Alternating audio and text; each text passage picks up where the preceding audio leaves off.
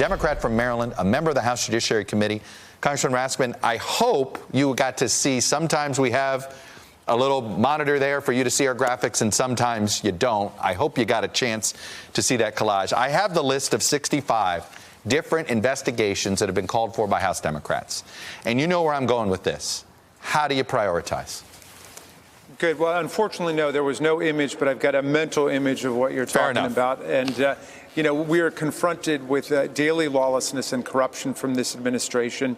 And we have a constitutional duty and an assignment to hold them to account. So, look, I think that when we get into these investigations, and we have a number of committees looking at different things, we have judiciary, we have oversight, we have Ways and Means, of course, looking into the taxes. But as we sift through them, then the seriousness and the urgency of the problems become known to us. Unfortunately, the Trump administration has pulled a curtain down over the whole Article 1 investigative fact-finding activity by saying they're not going to cooperate with any of the investigations. So we're really in battles with them on a daily basis to get the information we seek. Well, it feels like that puts you in a corner, and you guys have to make one of two. You got to make one of two decisions, right? One is, do you do what you do in judiciary and I know you have called it. You're essentially doing an impeachment inquiry, but you and I've had this discussion. It's not yet. It's not formal. Do you need to formalize it, in your opinion? Or I look at this list and wonder, do you guys need to do a special select committee? Do you need to sort of concentrate this on and essentially come up with a special task force? Well, we are conducting an impeachment inquiry, and the Judiciary Committee has announced that and formalized No, that. but it's not formal. But it isn't formal. You're not a grand jury yet.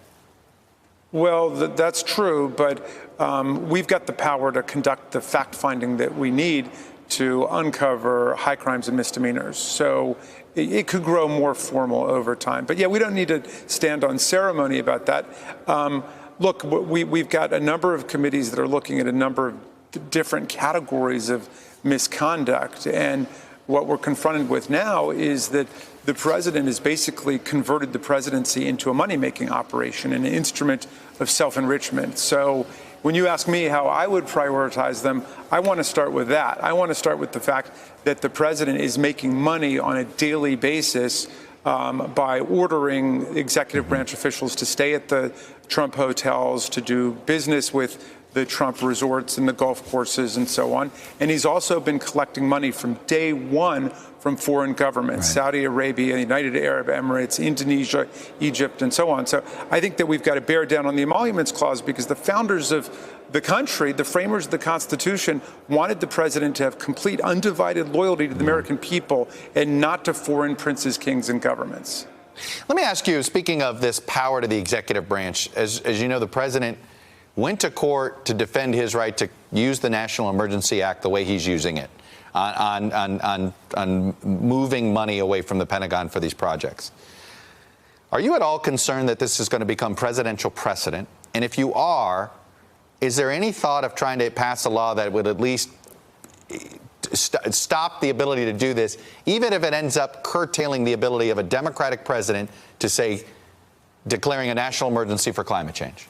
Yes, absolutely. We've never had a president who's abused the Emergency Act in this way. In other words, to override the express direction of Congress not to spend money, in this case on the wall, by reprogramming money from other lawfully appropriated purposes. So we basically gave him a red light on spending tens of billions of dollars on the wall. He took it as a green light and started channeling money from other purposes. We clearly need to improve the National Emergency Act so that doesn't happen again. But this in itself is typical of what I think is impeachable conduct by the president. He is overriding the express wishes of Congress. He's not the lawmaking branch.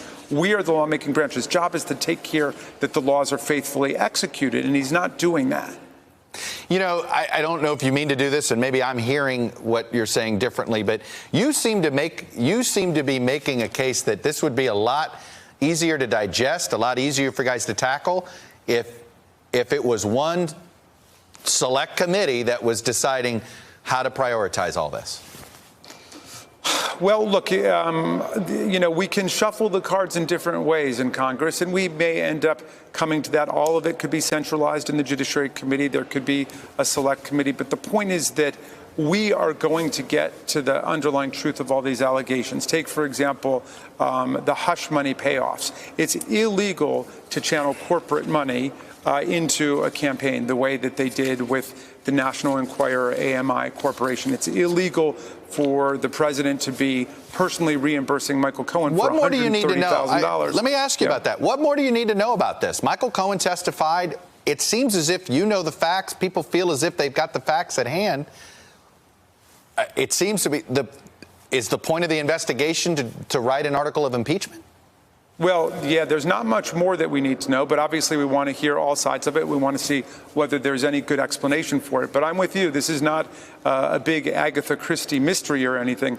The president was confronted with the prospect of these women coming forward with the truth, and they channeled hundreds of thousands of dollars into an illegal campaign finance scheme to pay them off. And a deliberate violation of the Federal Election Campaign Act is a crime in America. So that's very serious business. The Republicans impeached Bill Clinton for far less. They impeached him for telling one lie in order to cover up an affair. And this president spent hundreds of thousands of dollars illegally in order to cover up these affairs. Are you aware you seem to be running up against a political analysis that's taken place among the leadership of the House Democrats that believes you're better off focusing on 2020 than these investigations?